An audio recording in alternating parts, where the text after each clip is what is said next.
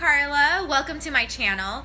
Now today is a really special day because I'm going to be talking about duck eggs. Yes, you heard right, duck eggs. Now back in the spring, I bought 2 ducks. And unfortunately, they're both male ducks, so I'm not going to be getting no duck eggs anytime soon. So this week, I traded one of my male ducks for a female duck. And guess what, guys? I have my first 2 duck eggs, and so I'm really excited. Let me show you guys.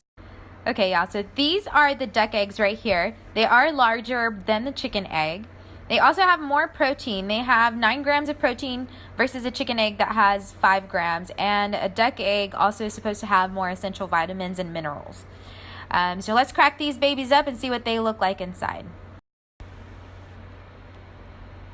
Okay, so this is the chicken egg.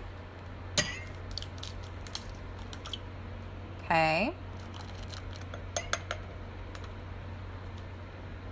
Now for the duck egg.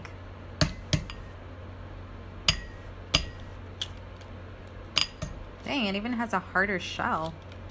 Can't crack this one open like a normal chicken egg. A lot bigger, as you can see. And even the color differs a little, but for the most part, they look about the same.